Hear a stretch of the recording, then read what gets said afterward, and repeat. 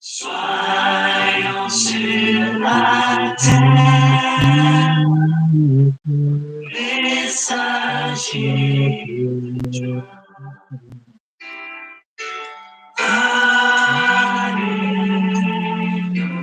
Alléluia. Le temps règne bien.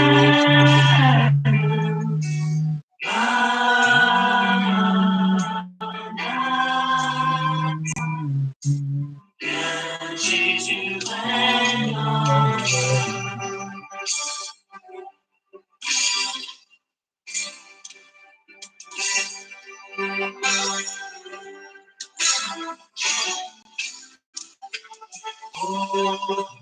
en sa grâce.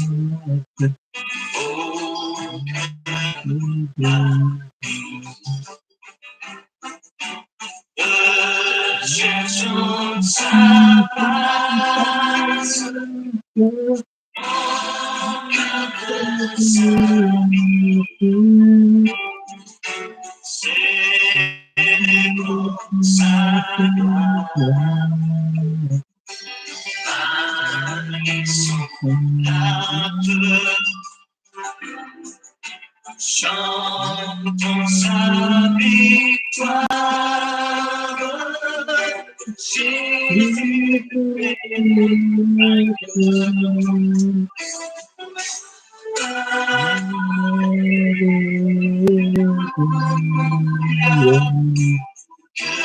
ton règne vienne.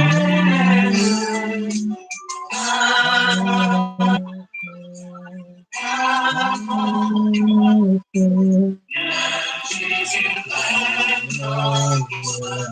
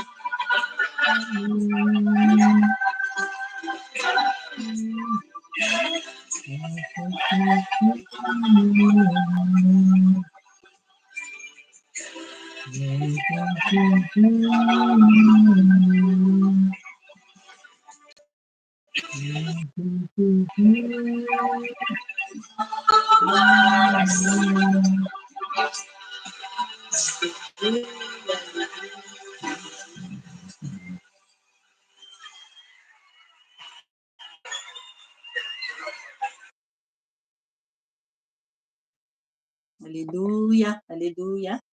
Mbola faly miarabanareo izay menada amin'ny anaran'i Jesosy Tompo anio asabotsy fahatelon'ny volana febroary 2024. Ry ava-malala amin'ny Tompo anio isika dia andro fandraisana ny fanasana. Dia alohan'ny handray ny fanasany Tompo isika dia fantatsika tsara fa mila isika tena hoe madio tsara eo anatrehan'i Jesosy. Izany hoe latabatra amin'i Jesosy izany. Efa ianantsika sahady etỳ an-tany alohany hodintsika any an-danitra. Amen. Amen. Ry havana, manahoana ny toe-panahintsika, manahoana ny momba antsika alohan'ny isika anatrika latabatry ny tompo. Alohan'itsika anatsika ny latabatry tompo. Na isan'andro ihany koa aza, tena feno ny fanahy ve isika? Miaina araka ny sitrapon'ny tompo ve isika? Sa miaina araka ny sitrapontsika olombelona ihany? Ry havana, ny fanahy masina teo dia niteny taminy, satria no nanontany ahy zany tao anatiko, nanontany mbola tsy niteny ahy zany, mbola tsy nandohalika ny vavaka, dia efa henoko ny fanahy masina niteny ny eo amin'ny bokin'ny Galatiana. Galatiana 5 moa izy ny amin'ny momba ny nofo izany no tiany ibebahantsika anio. Momba ny asan'ny nofo izany. Ny nofontsika io dia tokony tena hoe ho ambany dia ambany noho ny fanahintsika. Io zany no ibebahantsika anio. Maro izao ao amin'ny Galatiana 5 momba ny amin'ny tenin'ny Paoly apôstôly ny amin'ny andresentsika ny asan'ny nofo. Rehefa mieritreritra isika hoe ny nofontsika dia samy manana nofo avokoa isika tsiraray avy. Inona no zavatra tsy mety resinao amin'ny mombany amin'ny nofonao? Misy zavatra ray na roa na telo tsy mety resinao mihitsy amin'ny ara-nofo izany. Fisakafoanana be loatra ve? Sa fahatezerana? Sa fahasikana? Sa fanompohan-tsampy? Sa avonavona? Sa tsy fitiavana? Maro be zany ny asan'ny nofo izay manakana antsika tsy hiditra ny lanitra. Ka hibebaka isika avy eo. Tonga dia aoka ho tsapanao sahady ny momba ny tenanao. Ianao no mahalala izay tokony hibebahanao. Ao aorian'ny ten'Andriamanitra foy anazavany fanahy masina azy dia hibebaka isika, hivavaka hibebaka isika. Hoeto eo amin'ny tompo ny tenanao, satria tsisy olona afaka hitondra ny olona hafa tsiraray avy ihany. Fa isika tsiraray avy isam-batan'olona no hifanaritra amin'ny tompo. Samy ho tsaran'ny tompo avokoa isika tsiraray. Ka hoeto eo amin'ny tompo ny tenanao, ny fahotanao hoeto eo an-tongotry Jesosy. Satria raha ohatra ka tazominao ao anatinao dia fahaveresana no anjo raha ohatra tsy mety misaraka amin'ny ota isika olombelona. Ianao no mahalala ny zavatra hibebahanao rehefa avy eo. Dia aorianan'izany isika dia androaka devoly. Sady fampianarana zany le fandroana devoly no ihany koa ahafahanao mandroaka koa ny devoly any aminao. Satria isika dia tokony tsy hipetraka fotsiny amin'izao hoe avy mibebaka dia vita zay. Fa mila isika mandroaka ny devoly dia miala amintsika, dia tsy miverina amintsika intsony rehefa tena mitandrina isika, ka tsy latsaka intsony indray avy eo amin'ny fiainana ratsy teo aloha. Tsy maintsy roahina zany ny devoly. Mety mahare ianao rehefa mandroaka devoly izay ny zavatra ponina. Tsy izahay kory no te hiteny an'ireny anarana devoly ireny zany, fa ny fanahy masina no mampafantatra ny devoly horoahana. Dia tenenina zany ilay izy dia roahana. Dia mety any amin'ny toerana misy anao any atafateny zavatra hafa, dia tadidio tsara fa devoly mila roahina izany. Izany hoe mampianatra anao zany ny fanahin'ny tompo. Amen. Tsara ny tompo, voninahitra ho azy irery ihany. Hovakintsika ny ten'Andriamanitra ao amin'ny bokin'ny Galatiana 5 isika amin'ny 7:10 ka hatramin'ny 4:20 ihany no hovakintsika. Io zany no hoentintsika amin'ny fibebahana tratratsika ny tenantsika tsiraray eo amin'ny eo anatrehan'i Jesosy Tompo. Efesiana azafady Galatiana 5:10 ka hatramin'ny 4:20. Lasikely jereko atao ambadika. Aleo ataontsika hatreo amin'ny 9:20 satria mifarana eo ny toko 5. Hovakiko ny teny amin'ny anaran'i Jesosy Tompo. efa nantsoina ho amin'ny fahafana ianareo ry rahalahy ry rahavavy koa zany a, kanefa aoka tsy hoentina anaraka ny nofo izany fahafana izany. Mifanompoa amin'ny fitiavana, fa tanteraka amin'ny teny iray ihany ny lalàna rehetra dia izao: tiava ny namanao tahaka ny tenanao.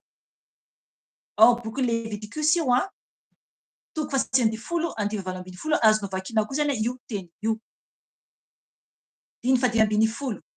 Fa raha mifandramatra sy mifampihinana ianareo, aoka tsy ifandringana.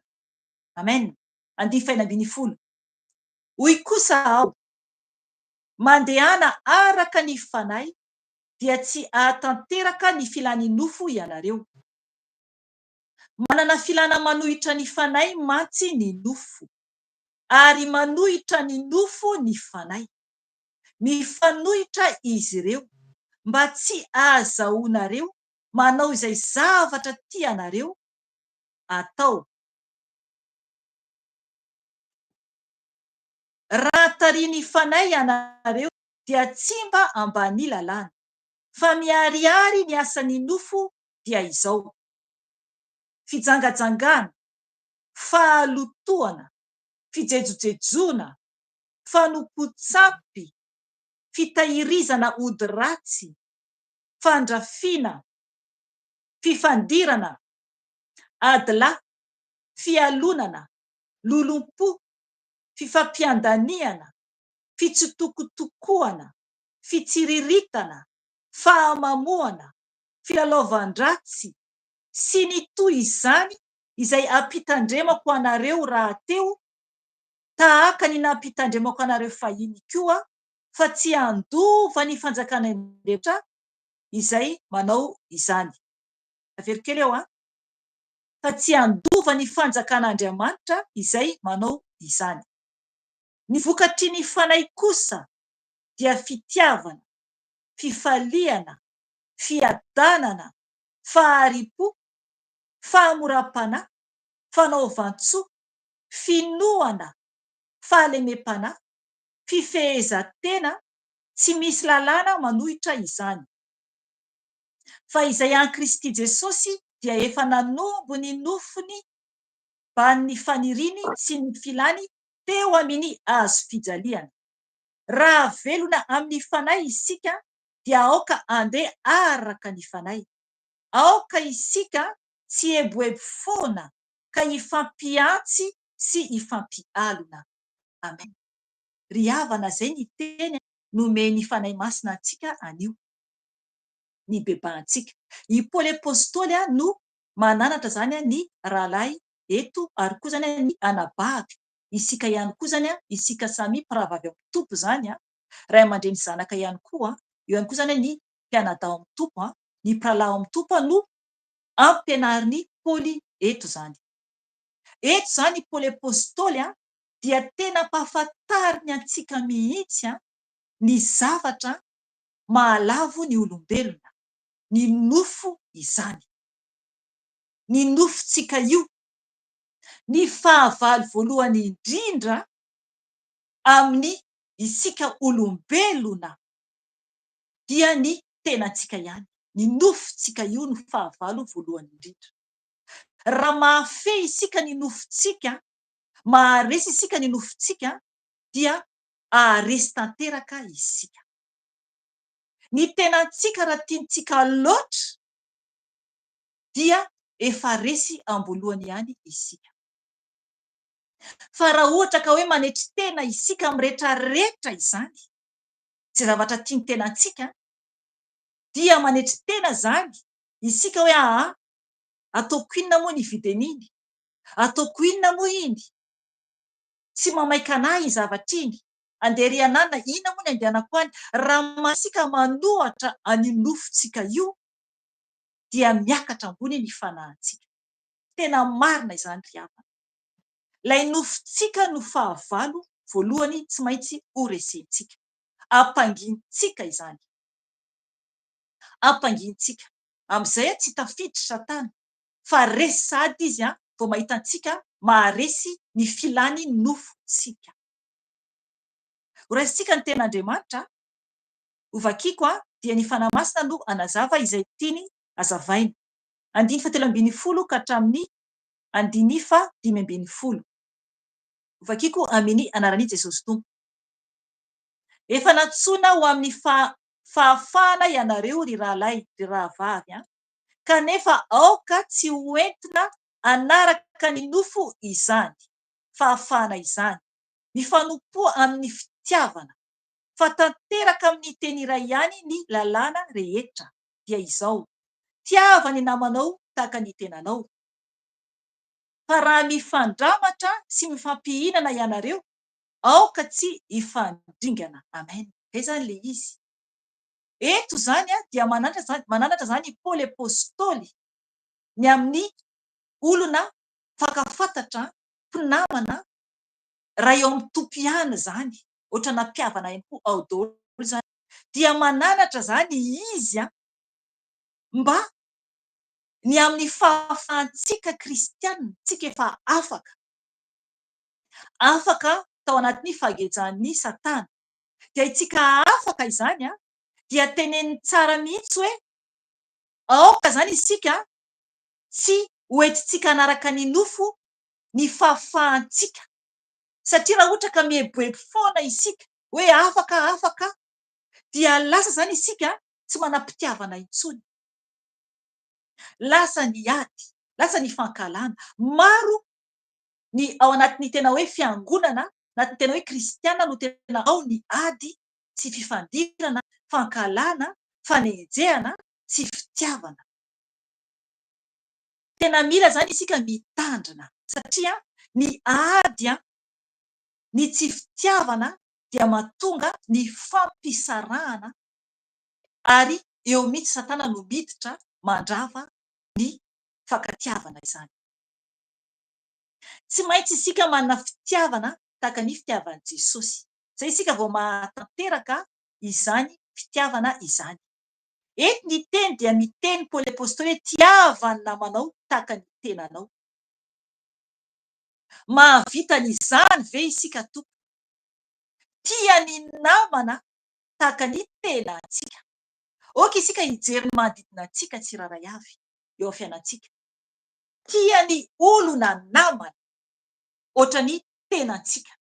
Mahavitan'izany tokoa ve isika? Azafady. Mila zany isika tena hoe mandray, mino, matoky, manaraka ny didiny Kristy Jesosy. Satria baikon'Andriamanitra io, tiava ny namanao tahaka ny tenanao. Maro be ny fitiavan-tena eto ambonin'ny tany. Izay toetra izay dia toetra ny fahavalo. Io tsy maintsy roaina io fitiavan-tena io. Hoe za foana. Dia ao ihany koa ny fitsarana olona, ny kritika. Tsy mety ahitana tsara ilay olona anankiray fa aratsiana foana. Efa tsy fitiavana izany. Mila zany isika tena mitandrina tsara, mitandrina ny vavantsika, mitandrina ny saintsika mba tsy haloto, fa tena hoe mitandrina mba hanana fitiavana ny olona rehetra. Tsy mitsaratsara, satria Andriamanitra ihany no mpitsara. Jesosy ny teny fa izy hoy izy tsy mba mitsara, fa isika no mitsara. Tia mitsaratsara olona isika, ka tiany Tompo zany isika hibebaka an'io mba ahita fitiavana amin'ny olona izay hitantsika izany, satria ny ray ihany no afaka mitsara izao tontolo izao, satria izy no nahary antsika. Dia mila zany isika mitia ny namantsika, ny olona izay fantantsika, na ny olona rehetra mihitsy zany, tahaka ny tenantsika. Mahay mandefitra, mahay manetry tena, mamela ny hafa alohanao. Izay no tokony ho ataontsika.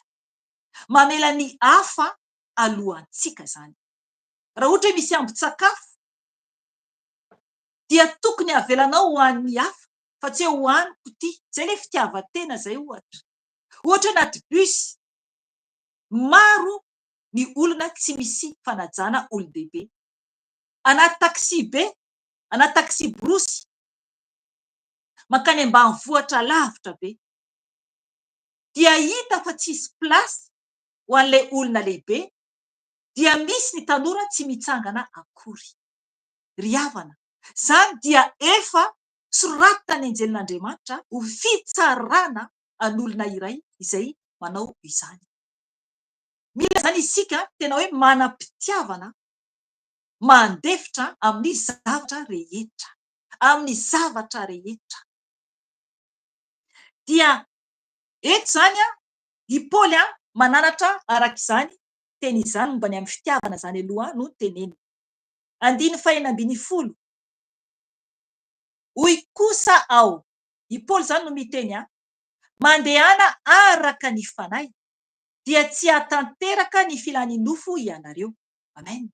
Zay le izy.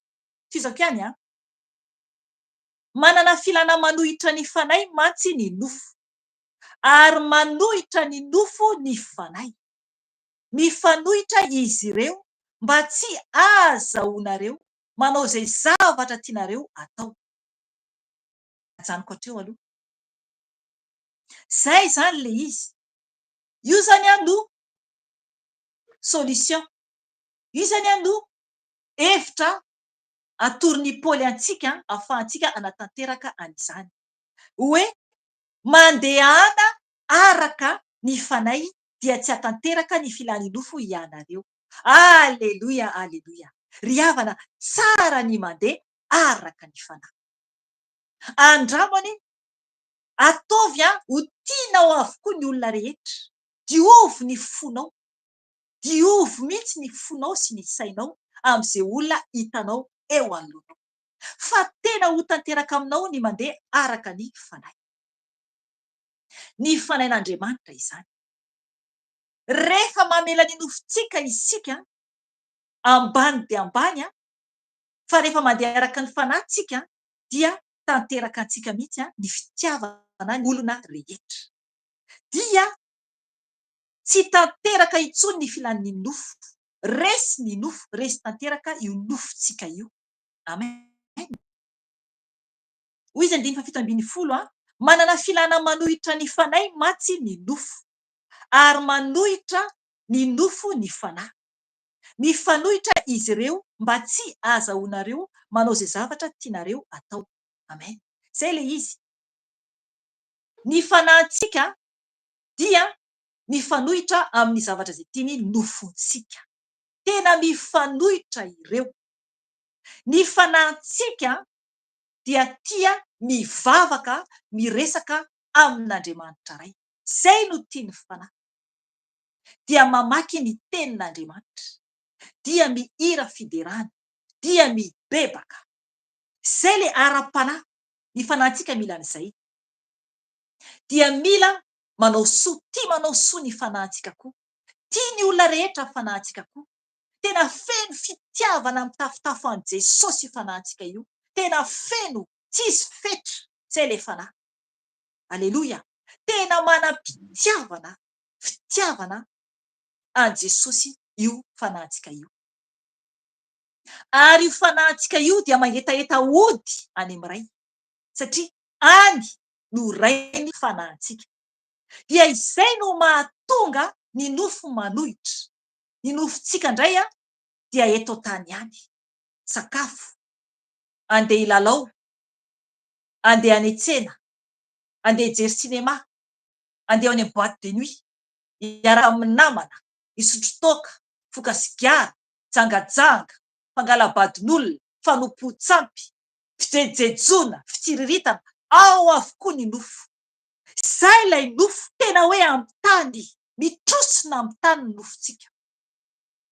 Mitrosina amin'ny tany ny nofontsika olombelona.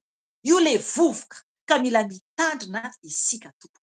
Mila mitandrina mafy isika. Fa mifanohitra izy ireo mba tsy ahazahoanareo manao zay zavatra tianareo atao. Hoy Paoly. zay le hoe tsy azontsika atao intsony ny amin'ny momba ny amin'ny nofo, kanefa kosa manamarina eto fa rehefa tena ao amin'ny fanahy isika dia tena sambatra ary tena faly feno fiadanana, fa tsy terena akory ilay fifaliana sy fiadanana, tsy terena izany fa tena hoe feno fahasambarana ny fanahintsika.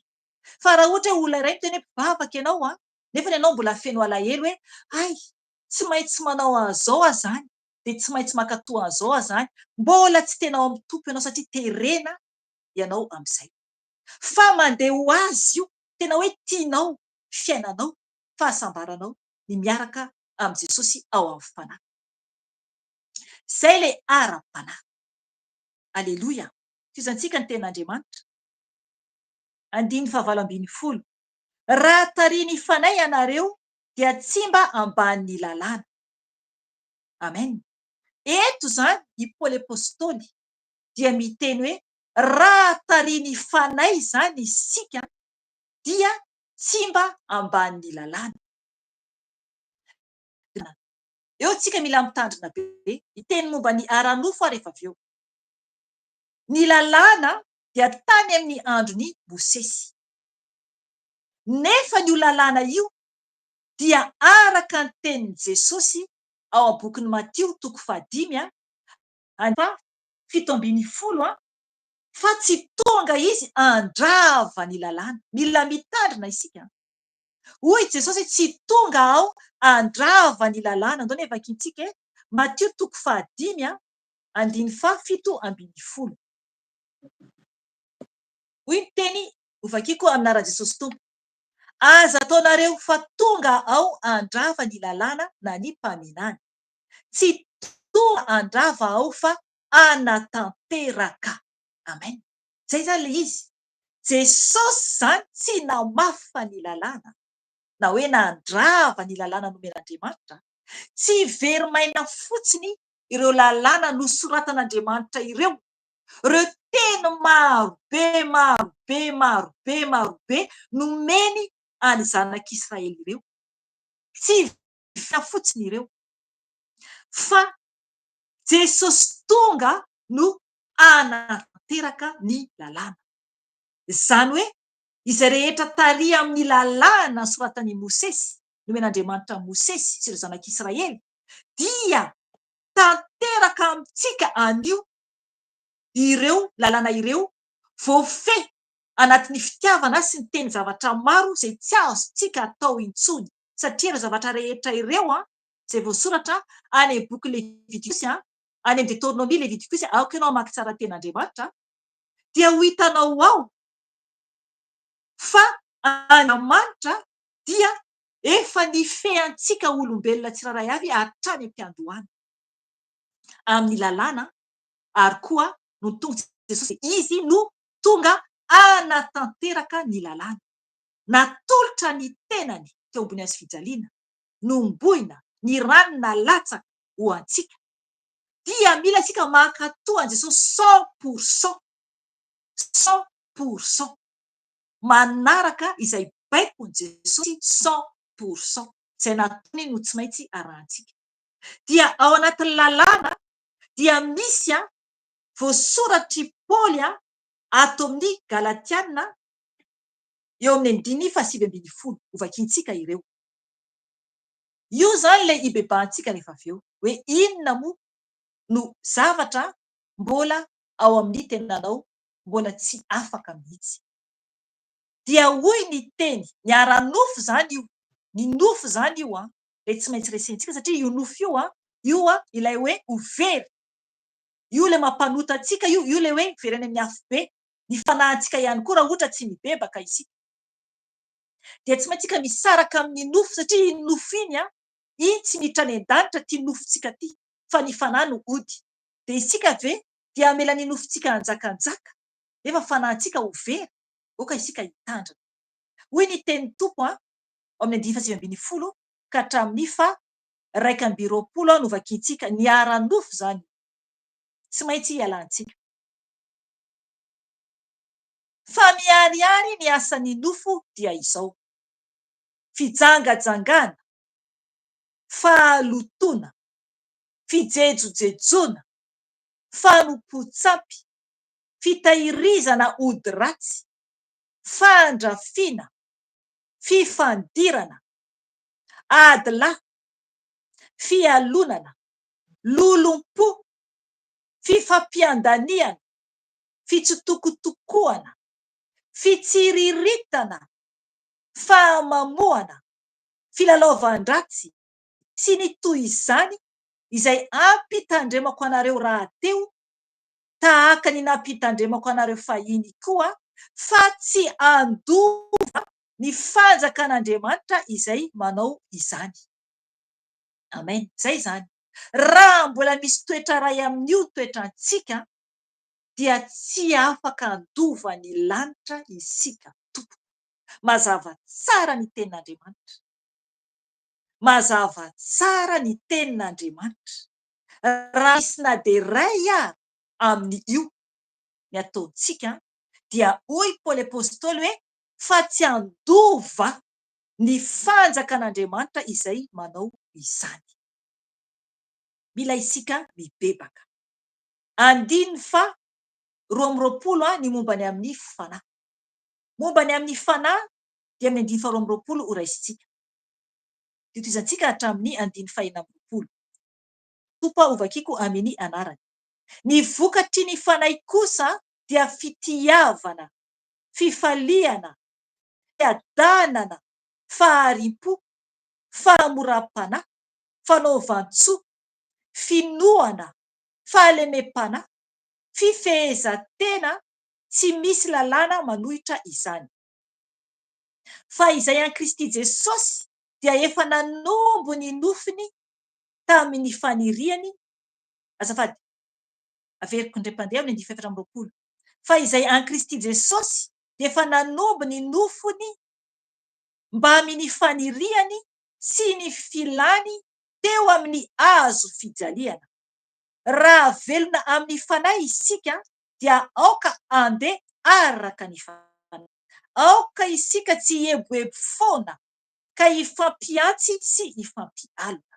Amen. Zay zany le izy. Isika izany dia tokony isika tsiraray avy efa nanombo ny nofintsika teo ambony hazo fijaliana niaraka tamin'i Jesosy. Ny nofintsika zany tokony efa maty eo ambony hazo fijaliana. Ny fahotana rehetra dia tsy velona araka ny nofo intsony isika fa araka ny fanan'Andriamanitra. Tokony izay mihitsy. Tokony tsy atahotra isika miandry ny andro ialantsika ety ambony tany. Raha ohatra ka mbola matahotra ianao ny hoe ho faty dia miheveran-tena fa mbola tsy en règle zany ianao eo anatrehan'ny tompo. Zany hoe mbola tsy tena vonona ianao zany fa mbola misy ota zany ao amin'ny fiainanao ka matahotra ianao hody any an-danitra. Mila mitandrina isika tompo.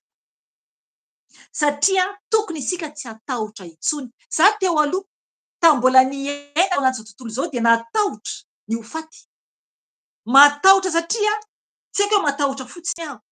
Aya ny tompo nampafantatra fa mbola tsy tena hoe ampy ny fibebahako sy ny fiovako teo anatrehan'ny tompo.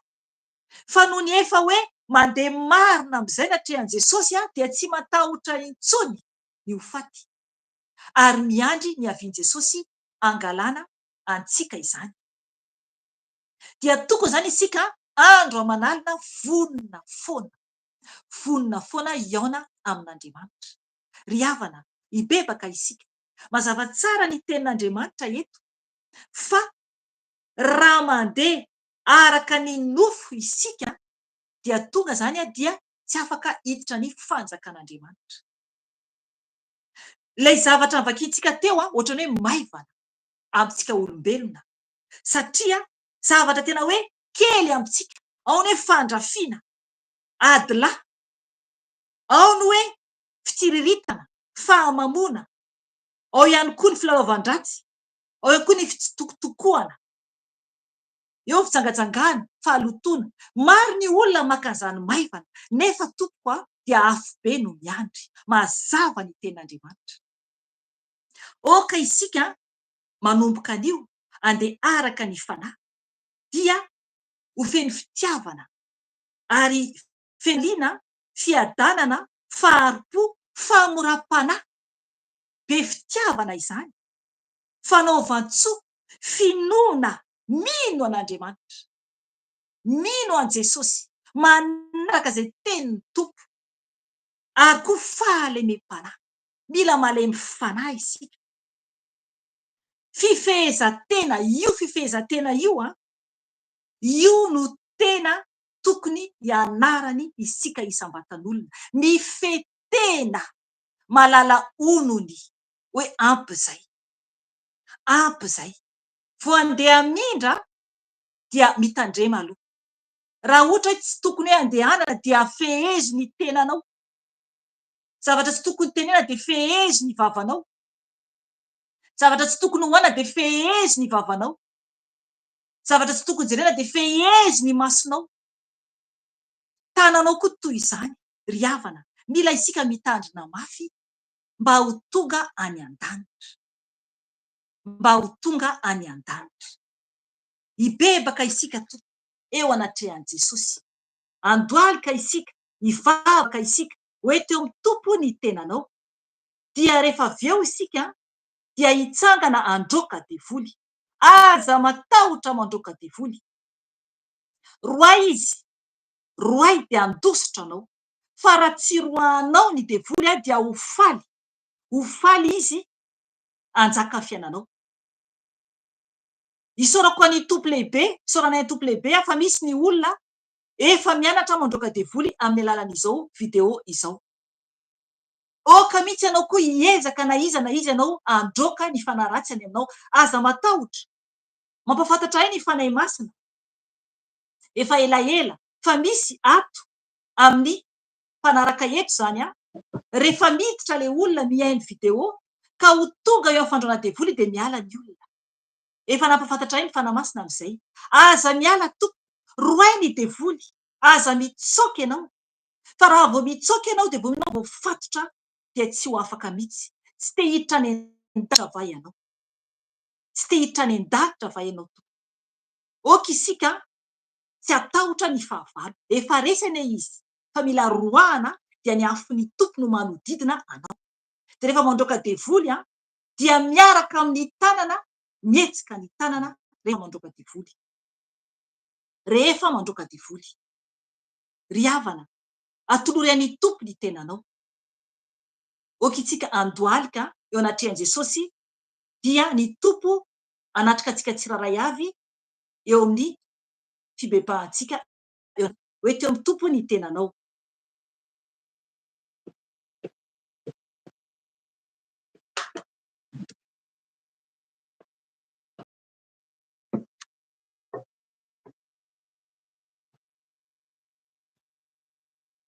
Jesosy tompo ndreto izay Jesosy mandohalika eo anatrehan'ny seza fiandriananao tompo miantso ny anaranao Jesosy io mpanota izay tsy mendrika izay Jesosy ka mangataka famelana avy aminao Jesosy tompo malala enay ny teny rehetra zay tonga teo Jesosy fa tsy maintsy mandroaka ilay fahavalo izany tompo nao no Andriamanitra mendrika andray ny voninahitra Jesosy mendrika andray ny saotra Jesosy mendrika andray ny haja Jesosy tompo malala mamelà ny fahotanay mamelà ny tsy famendrehanay diovy amin'ny ranao zay Jesosy malala tompo mifona aminao aho mifona aminao Jesosy ny amin'ny fieritreretako rehetra zay tsy araka ny sitraponao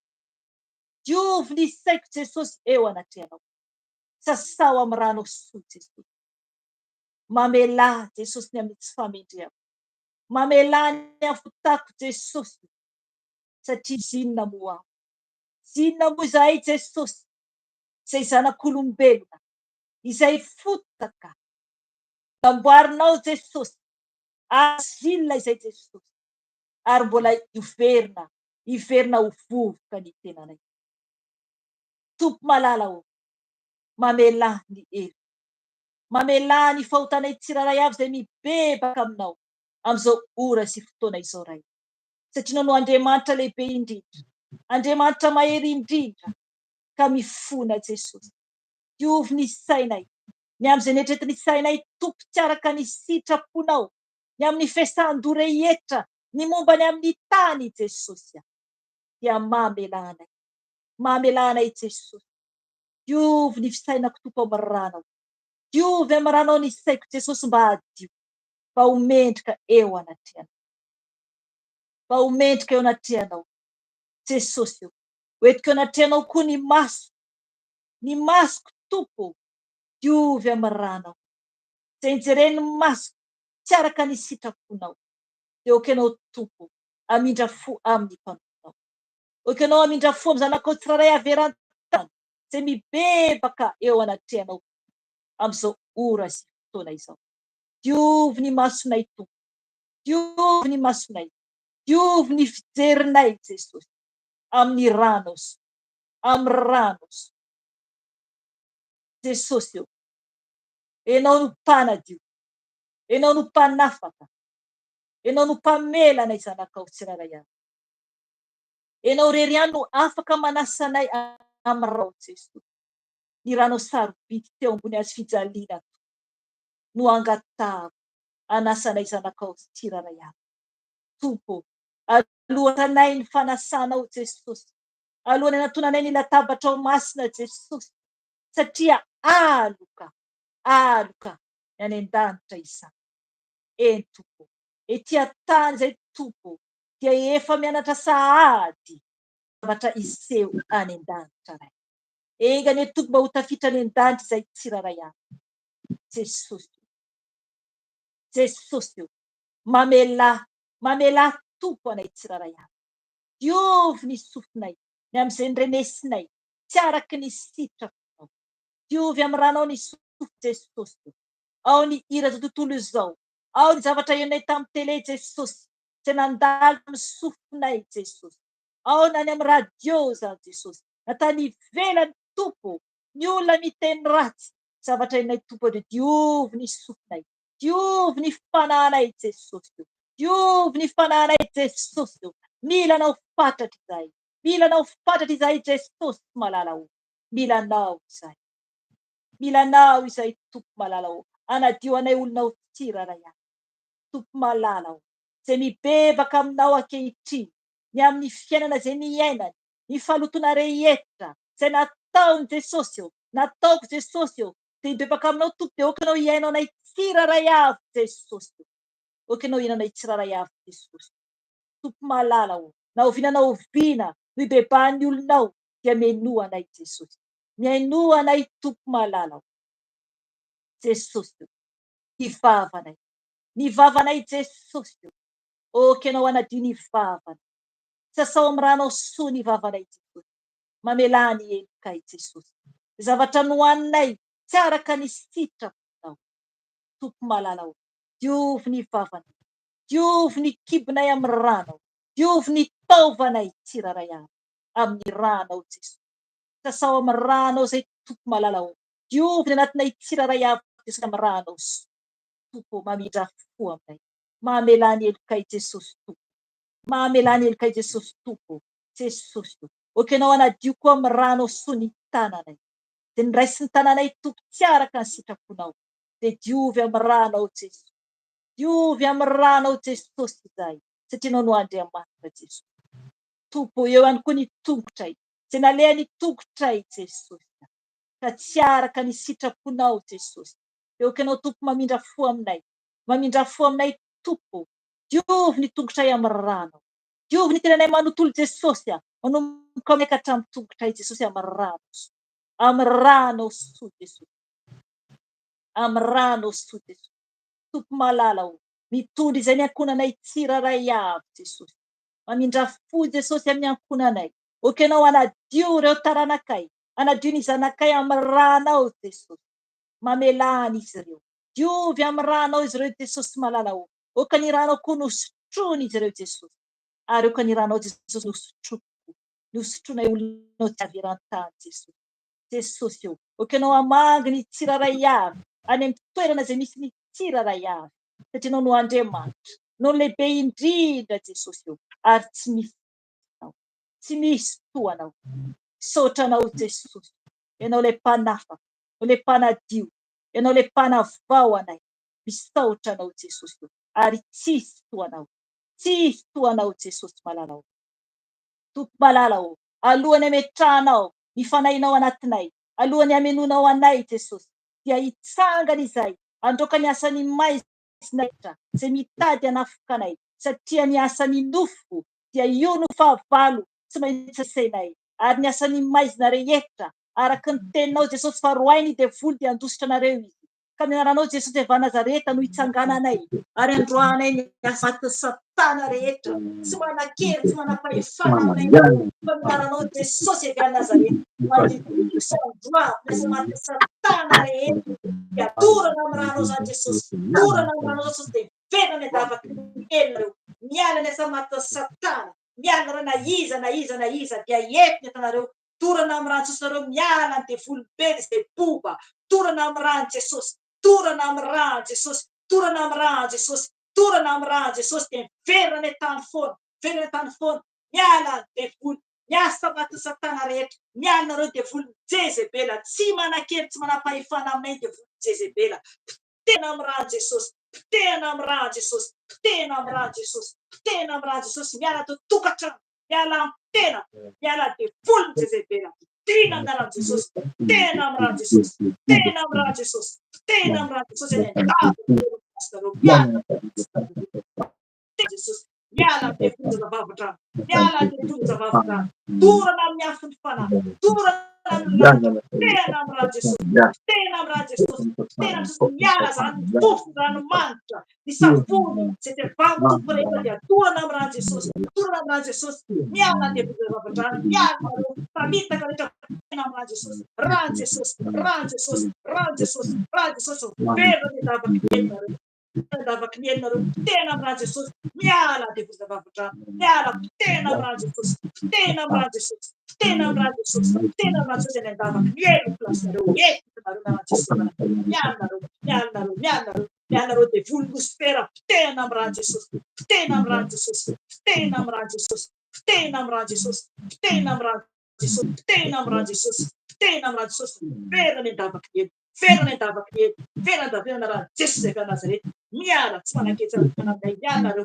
miala fitsangajangana, tena amin'ny rano Jesosy, tena amin'ny rano Jesosy, tena amin'ny rano Jesosy, tena amin'ny rano Jesosy, miala devoly fialonana, tena amin'ny rano Jesosy, tena amin'ny rano Jesosy, tena amin'ny Jesosy, miala devoly ny ody rehetra, tena amin'ny rano Jesosy, tena amin'ny rano Jesosy, tena amin'ny rano Jesosy, tsy manafinafika anay, miala devoly mpamosavy, tsy manan-kery, tsy manam-pahefana aminay izay mitady hanafika anay dia torana amin'ny rano, torana amin'ny rano Jesosy, torana amin'ny rano Jesosy, torana amin'ny rano Jesosy, torana amin'ny rano Jesosy, torana amin'ny rano Jesosy, miala ny devoly ny ozona rehetrarehetra, ny ozona izay avy amin'iza na avy amin'iza zany na fankalana, fanaraisina rehetra dia tsy manan-kery, tsy manam-pahefana aminareo, miala na rano Jesosy efa Nazareta, torana amin'ny rano Jesosy, torana amin'ny rano Jesosy, torana amin'ny rano Jesosy, torana amin'ny rano Jesosy, torana amin'ny rano Jesosy, torana amin'ny rano Jesosy ny davaka ny elon plasinareo, verina ny tany fonareo, verina ny tany fonareo, tena amin'ny rano Jesosy, tena amin'ny rano Jesosy, tena amin'ny rano Jesosy, tena amin'ny rano Jesosy, feu,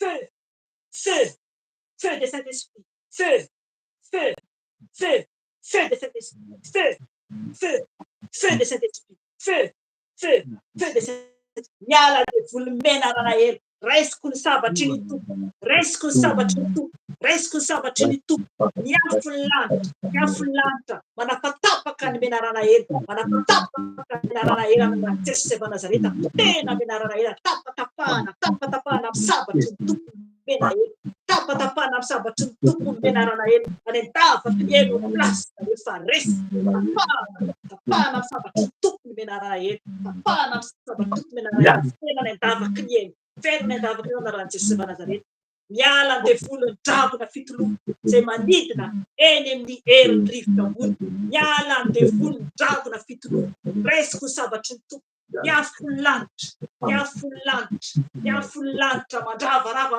manapaka ny dravona fitoloana, tapahana amin'ny rano Jesosy, tapahana amin'ny rano Jesosy, tapahana amin'ny rano Jesosy, tapahana amin'ny rano Jesosy, tapahana amin'ny rano Jesosy, tapahana amin'ny rano Jesosy, tapahana amin'ny ranon'i Jesosy, tapahana amin'ny ranon'i Jesosy. Feu, feu, feu, feu, feu, feu, feu. Sang de Jésus, sang de Jésus, sang de Jésus.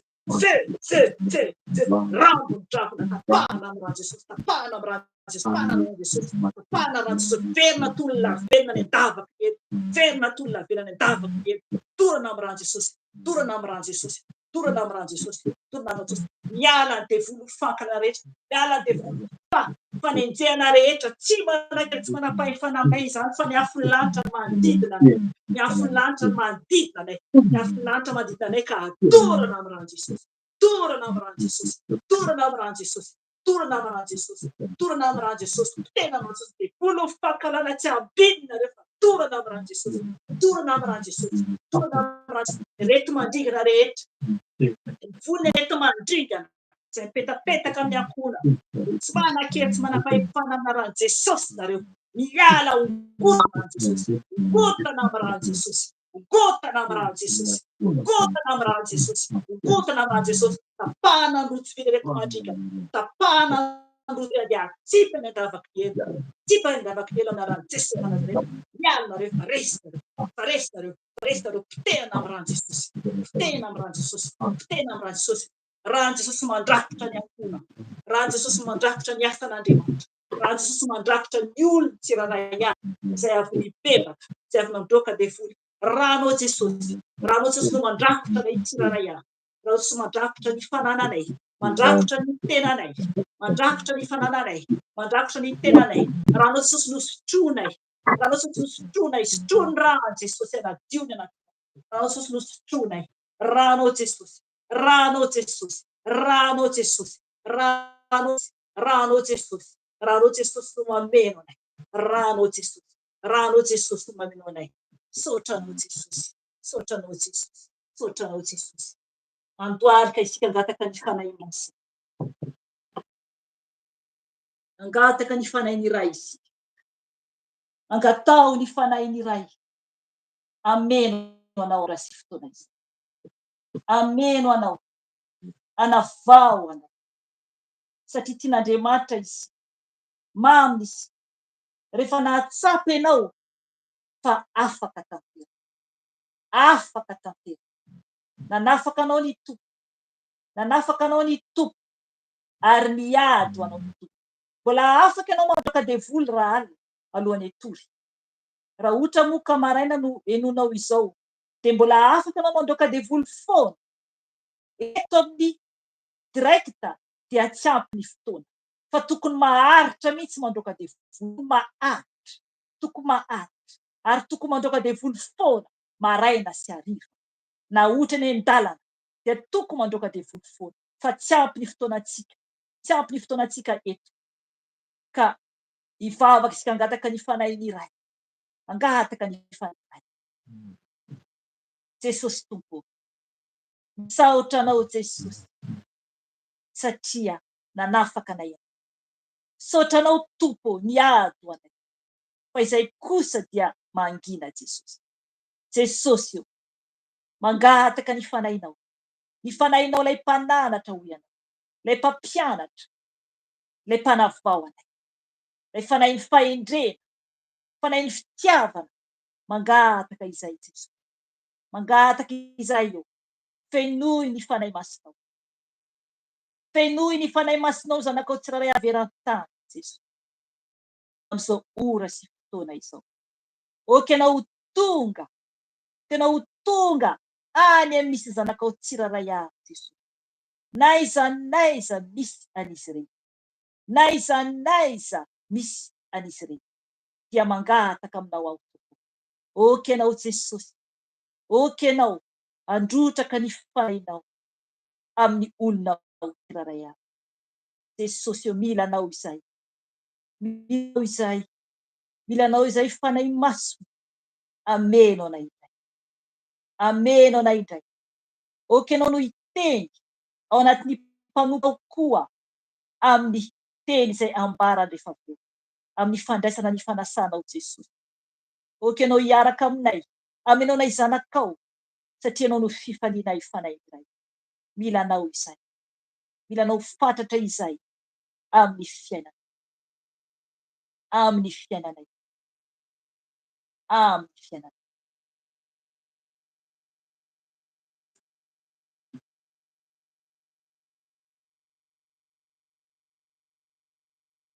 Hoy ny fanahy masina, misy olona ato, misy olona ato ambarany hoe misy ny fotoana anginana ary misy ny fotoana itenenana. Mety te hiresaka amina olona ianao, mety te hitantara zavatra amina olona ianao, fa miteny aminao fanahy masina anio hoe misy ny fotoana anginana ary misy ny fotoana itenenana. Okenao andinika ny tenanao fotsiny amin'izao aloha, anaty ny fahanginana ao amin'ny, anaty ny fahanginana ao amin'ny, satria raha miteny ianao amin'izao dia mety hanimba zavatra maro, mety hanimba zavatra maro,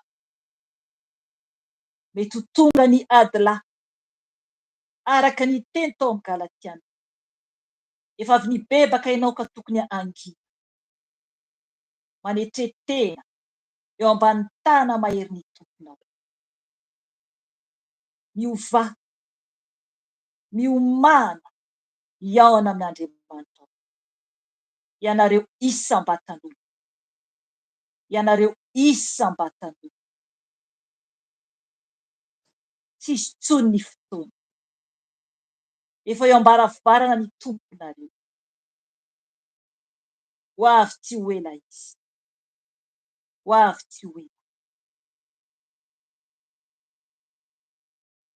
Ary araka isakafo aminy, hiaraka isakafo aminy any an-danitra ianareo, raha maharitra hatramin'ny farany, raha maharitra hatramin'ny farany. Zay maharitra hatramin'ny farany any no ovonjeny, no ovonjeny.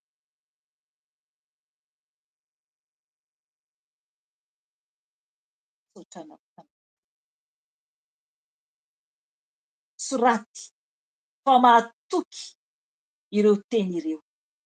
Ho ny tenin'Andriamanitra amin'ny Apokalipsy, ho tanteraka ireo, ho tanteraka ireo.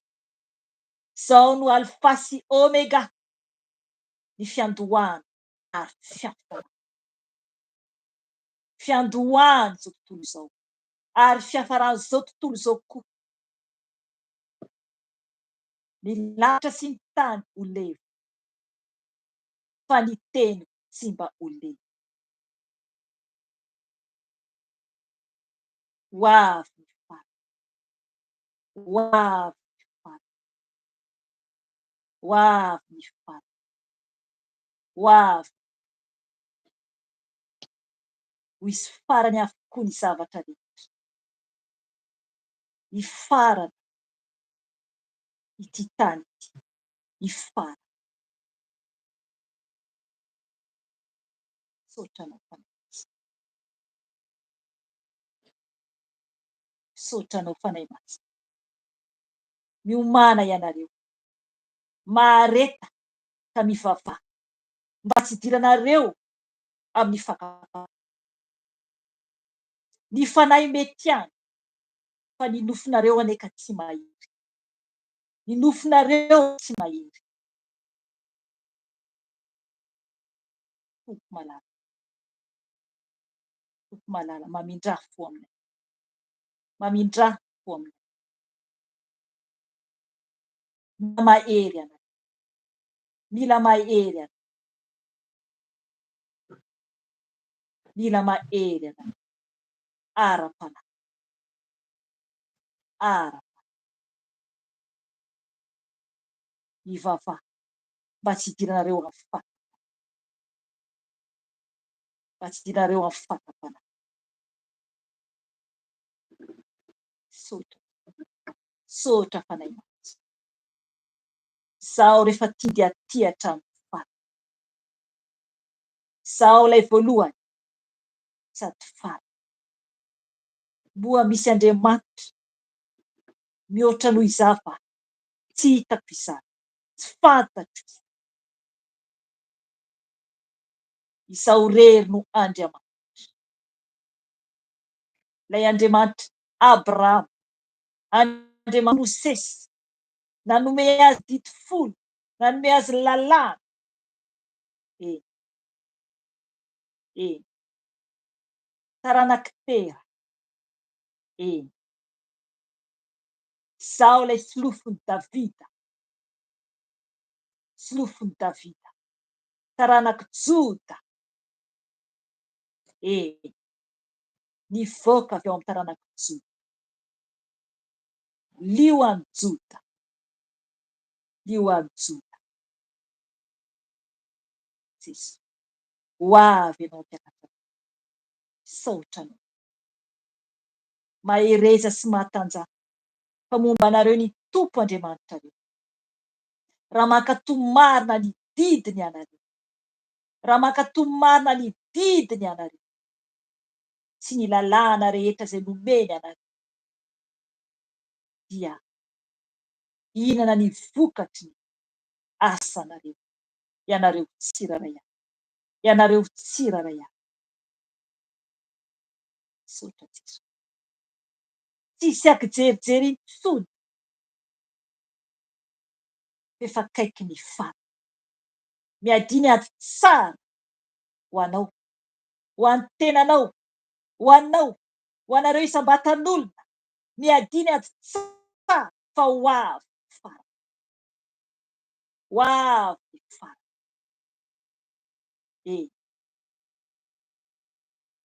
Lanitra vaovao sy tany vaovao.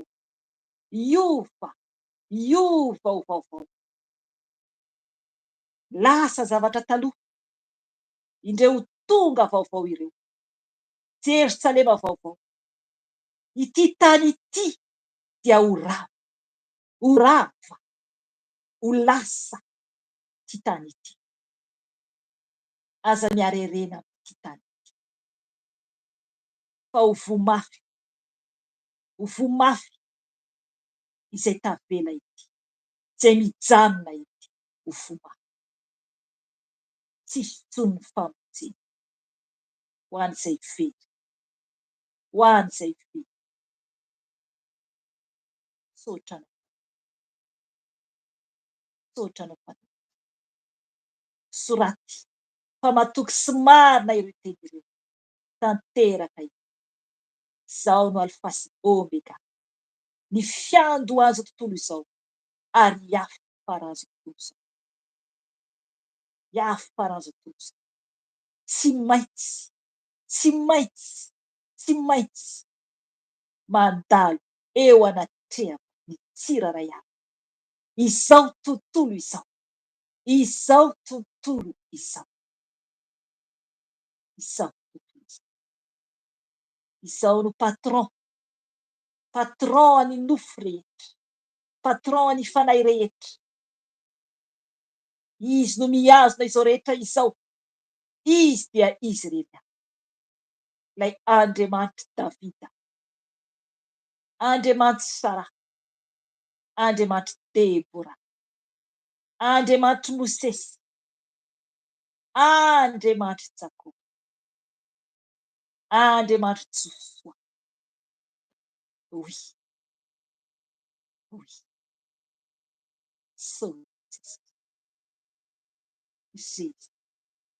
Jésus, Yeshua, Amashia. Il est Dieu. Dieu d'amour. Dieu d'amour. Alpha et Oméga. Le commencement et la fin de toutes choses. Toutes choses. Il est Dieu. Il est Dieu. Le seul Dieu. Le seul Dieu.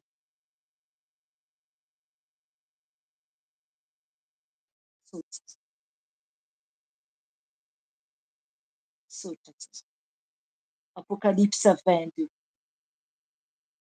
Ny ampakarina miteny hoe avia. Ny fanahy miteny hoe avia. Ho afaingana. Tanako ny amalikon'olona rehetra araka ny asa. Tanteraka ny isa. ho tanteraka avokoa an'izy. Na litera ray aho, na litera ray aho dia ho tanteraka.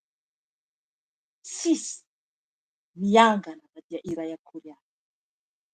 Tsisy avela na dia iray akory ahy eo amin'ny tenina Andriamanitra. Fa ho tanteraka. Saotra anao. Jésus. Allez.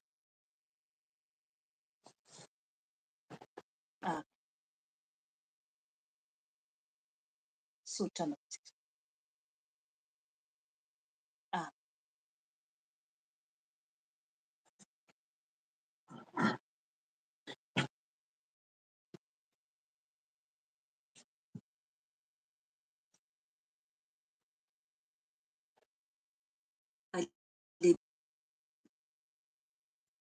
Saotra ny tompo lehibe tsika ny amin'ny tapa voalohany teo voninahitra ho an' Jesosy dia omeko ny mpanompony ny toyany. Amen. Amen. Alleluia. Dia misaotra ny tompontsika, misaotra ny fanahy masina, ary misaotra ny mpanompony ny amin'ny tapany voalohany izay efa hitantsika teo zany ny amin'ny teny meny tompony amin'ny fampibebahana sy ny nalorantsika tenantsika, ary ny fampianarana sady ny amin'ny tsy hatahorantsika ny amin'ny fanahy maloto, fanahy ratsy fa tokony horoahana izany. Dia nomana ny fomam-panahintsika alohan'ny andraisantsika ny fanasan'ny tompo zany dia ataony amintsika.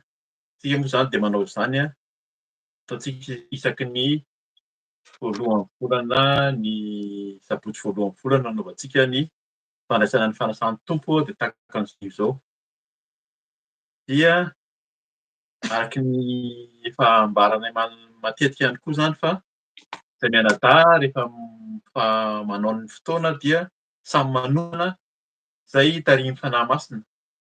Fa dia isaorana ny tompo fa ny tompo no mandamina izany rehetra izany ka ataony mitovy teny iray ihany foana zany no omeny rehefa hoe ao amin'izao asa izao. Androany tsika alohan'ny fanahy masina zany, azafady alohan'ny andraisantsika fanasan'ny tompo dia ny tenin'ny fanahy masina izay mbola hanovizantsika ny amin'ny fampibebahana, ny amin'ny mba ahadio antsika satria handray ny fanasan'ny tompo tokony hadio tsika, tokony ho hitondra fahasoavana ho antsika zany, fanadiovana, fanatitranana, fiainam-baovao ho antsika ny fandraisana fanasan'ny tompo. Araky ny teny izay famparizana farany tamin'ny iray volana hoe mba tsy izany indray no hitsarana antsika ka hitondra aretina ary hatramin'ny fahafatesany ary. Ka itoy izany hoe inona no tokony ataontsika zany eo anatrehan'ny tompo, eo anatrehan'ny fanarahana ny tompo mba ho tafiditra any an-danitra, mba ho tsotsaraina ny amin'izao fandraisana fanasan'ny tompo izao dia ny Matio toko fahaenina. Ny Matio toko fahaenina ny andininy fahaefatra amby folo sy ny fahadimy amby folo aloha zany no raisintsika. Izay zany ny tena tenin'ny tompo izay omeny antsika ny Matio toko fahaenina ny andininy fahaefatra amby folo sy ny fahadimy amby folo. Rehefa hita dia vakiantsika amin'ny anaran'i Jesosy. Fa raha mamela ny fahadisoan'ny olona ianareo dia mba amela ny anareo ny rainareo izay any an-danitra. Fa raha tsy mamela ny fahadisoan'ny olona kosa ianareo dia tsy hamela ny fahadisoanareo ny rainareo. Averiko ihany zany amin'ny anaran'i Jesosy hoe fa raha mamela ny fahadisoan'ny olona ianareo dia mba amela ny anareo ny rainareo izay any an-danitra. Fa raha tsy mamela ny fahadisoan'ny olona kosa ianareo dia tsy hamela ny fahadisoanareo ny rainareo. Amen. Eto dia araky ny efa fantatsika fa teny izay nentin'ny tompo, nentin'i Jesosy zany ho fampianarana ny olona tao an-tendrombohitra. Talohan'io ao matoa toko fahadimy dia misy ireo teny nomeny tompo ny amin'ny hoe fahasambarana, inona no atao hoe sambatra.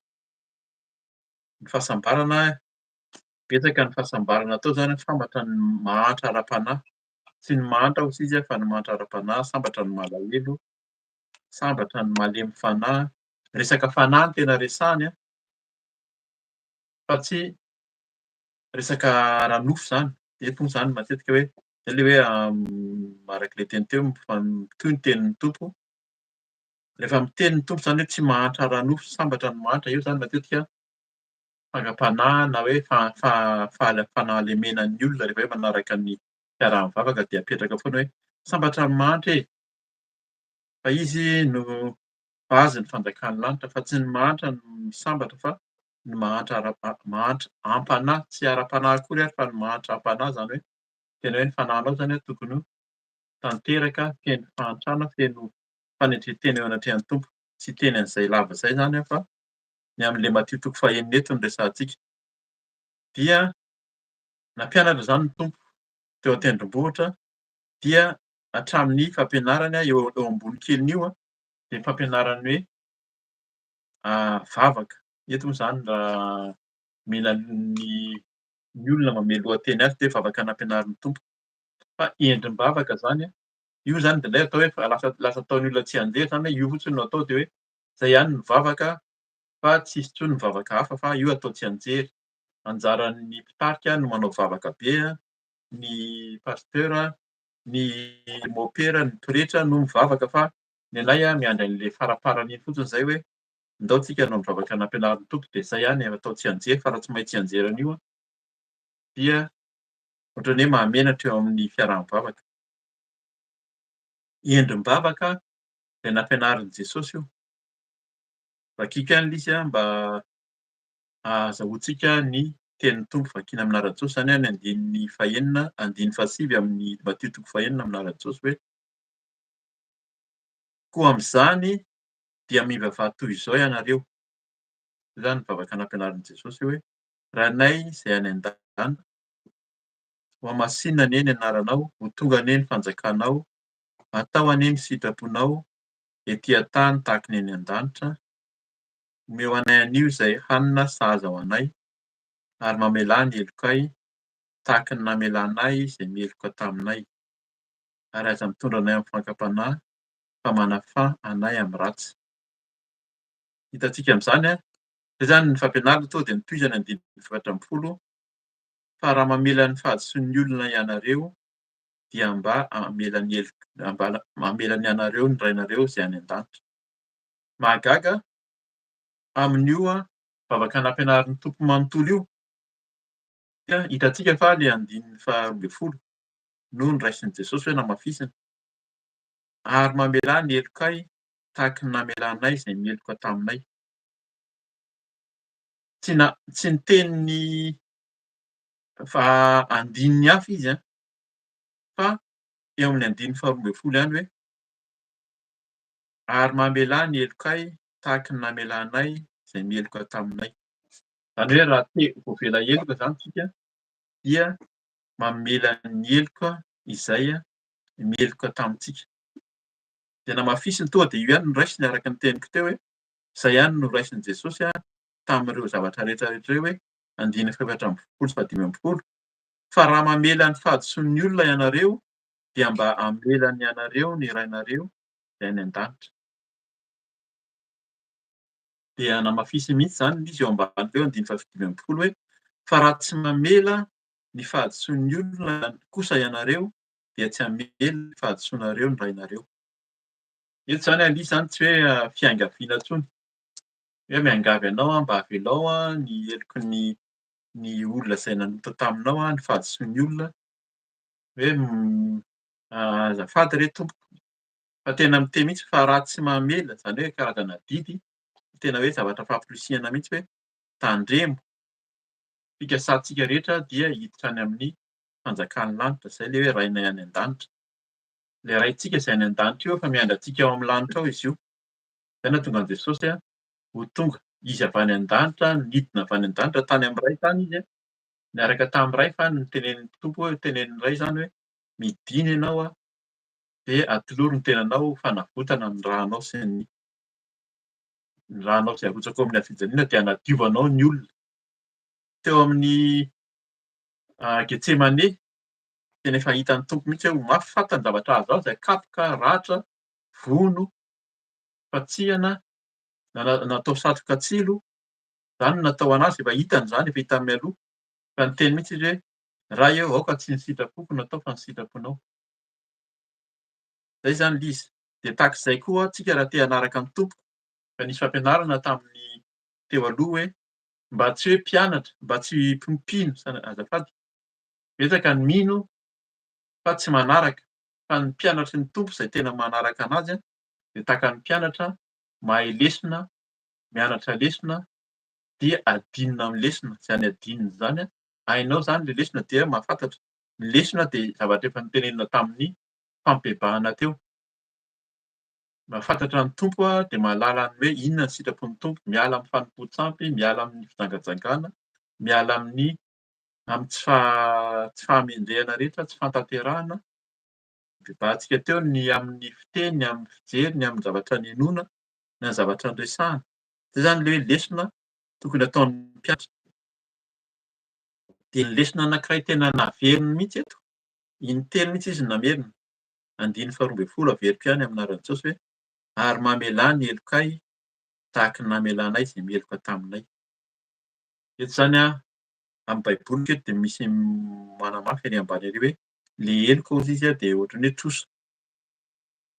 Dia raha olona meloka taminao hozy izy dia ohatran'ny hoe olona nitrosa taminao.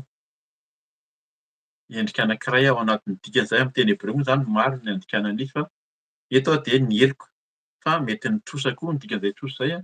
Misy olona izay nitrosa taminao, ilay trosa tsy mety hoe olona foana fa nanome toky ianao izy na nisy zavatra tsy vitany dia ianao izany tsy namela azy intsony. Izao ny zavatra tokony ataony ny olona iny tampoka nefa tsy vitany dia mifankahita kely tsika.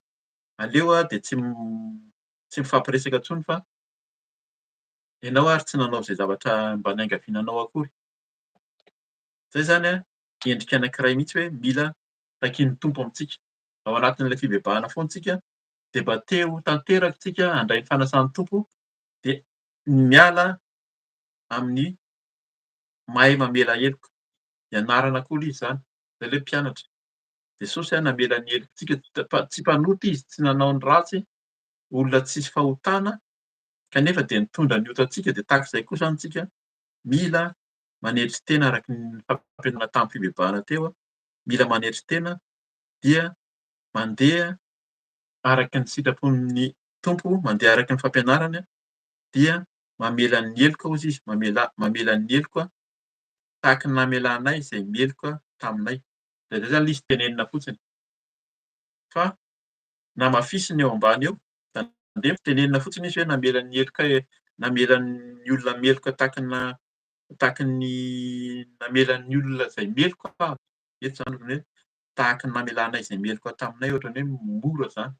Fa namafisiny, ohatran'ny hoe tiany hamafisina izany hoe andraso azavaiko tsara. Zay zany no tiany Jesosy tenenina, andraso teneniko tsara nareo fa izao no tena dikany 5:18.